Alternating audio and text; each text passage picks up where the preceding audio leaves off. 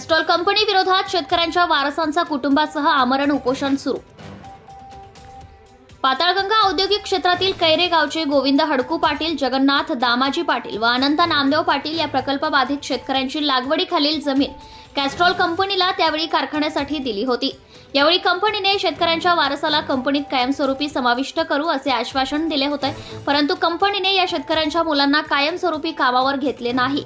अनेक महिने होऊनही न्याय न मिळाल्याने शेतकऱ्यांच्या वारसांनी दिनांक 30/12/2024 सोमवारपासून कंपनीच्या गेटसमोर वारस वासुदेव गोविंद पाटील, सचिन अनंता पाटील व मंदार भगवान पाटील व त्यांच्या कुटुंबासह कंपनी गेटच्या काही अंतरावर आमरण उपोषण सुरू केले आहे।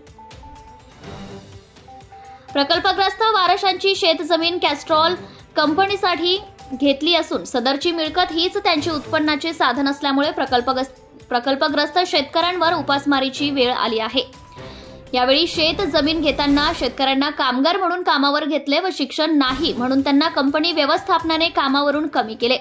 कंपनी व्यवस्थापनाने सदरचे शेतकऱ्यांस भविष्यात तुमच्या वारसांना नोकरी देऊ असे सांगून आश्वासन दिले, परंतु प्रकल्पग्रस्तांच्या वारसांना अद्याप नोकरीत सामावून घेतले नाही।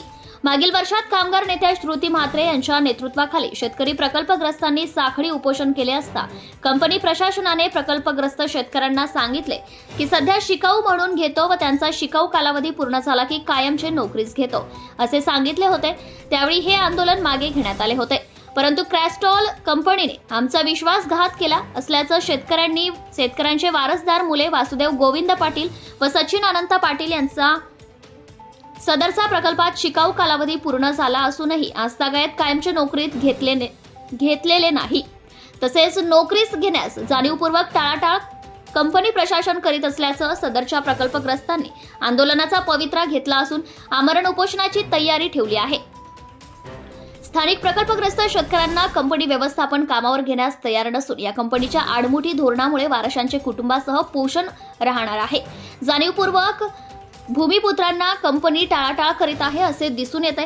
प्रकल्पग्रस्त शेतकरी जीविताचे कोणत्याही प्रकारचा धोका झाल्यास किंवा सुव्यवस्थेचा प्रश्न निर्माण झाल्यास त्यांची सर्वस्वी जबाबदारी मेहरबान कॅस्ट्रॉल इंडिया लिमिटेडची व कंपनी प्रशासनाची राहील, याची आपण नोंद घ्यावी असा इशारा प्रकल्पग्रस्त शेतकऱ्यांच्या वारसाने दिला आहे।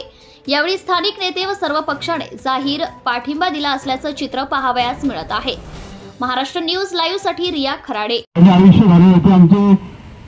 दिवंगत नेते सन्माननीय दिबा पाटील साहेब, तसेच आमचे दिवंगत नेते श्याम म्हात्रे साहेब आणि इथे जमलेले आमचे सर्व प्रकल्पग्रस्त आणि ग्रामस्थ, तसेच सर्वांचे आमचे ज्येष्ठ मार्गदर्शक सन्माननीय रामदासजी पाटील साहेब असतील, आमचे स्थानिक पोलीस स्टेशनचे आमचे साहेब असतील, तसेच या ग्रामपंचायतीचे प्रथम नागरिक सन्माननीय एम.के. गडगे असतील, तसेच या गावचे पोलीस पाटील मच्छिंद्र पाटील असतील, तसेच माजी सरपंच सन्माननीय भगवानजी पाटील असतील, तसेच आमचे शिवसेनेचे ज्येष्ठ नेते सन्माननीय मारुती दादा खाने असतील, आमचे ॲडव्होकेट वकील सन्माननीय जयवंतभाई पाटील असतील आणि इतर सर्व जंगम साहेब असतील आणि इतर सर्व आमच्या प्रकल्पग्रस्तांना आम्हाला पाठिंबा देणारे सर्व आमचे मार्गदर्शक असतील।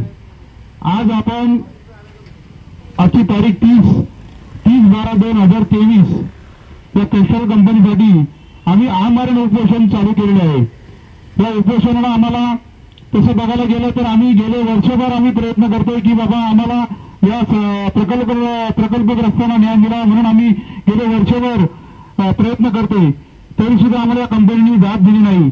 या कंपनीला आम्ही कुठलाही धोका देणार नाहीये आणि धोका करू देणार नाहीये, कारण आम्हाला आमच्या पोटाची भाकरी पाहिजे, आम्हाला ही कंपनी इथे पाहिजे।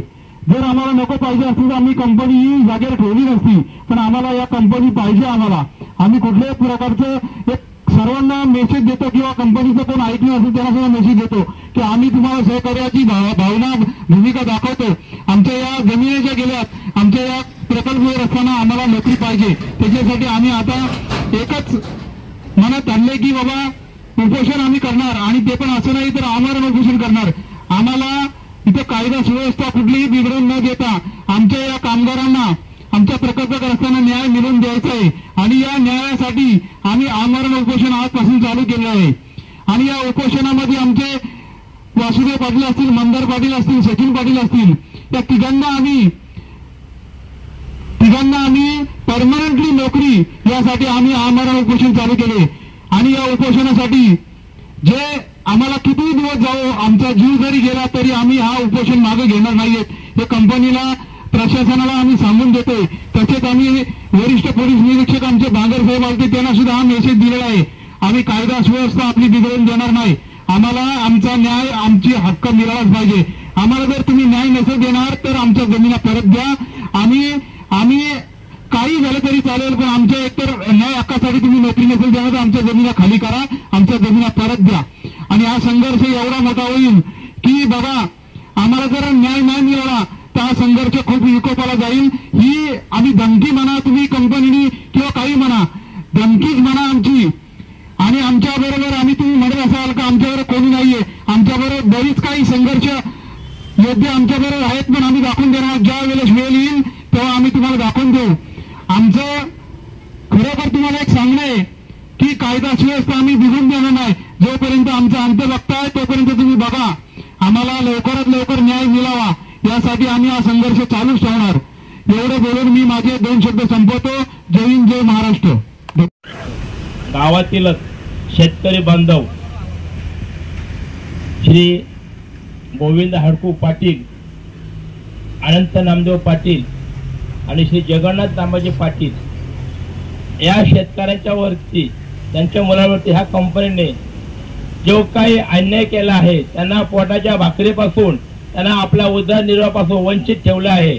आणि त्याच्यासाठी आपण ह्या कंपनीमध्ये आपल्याला रोजगार मिळावा म्हणून उपोषणाला आपण बसलो आहोत. त्याबद्दल मी त्यांच्या सर्वांचं एक मनापासून धन्यवाद नव्हे तर अभिमानाची गोष्ट आहे की त्यांनी हे आपल्या सर्वांना ज्या शेतकऱ्यांचा अन्याय झालेला आहे त्यांना वाचा फोडण्यासाठी आणि अन्यायाविरुद्ध लढण्यासाठी त्यांनी ते प्रकल्प कार्य हातात घेतलं आहे. त्यांना प्रथम मी धन्यवाद देऊ इच्छितो. संघर्ष सत्यासाठी आपल्या हक्कासाठी. Subscribe now and press the bell icon. Never miss an update.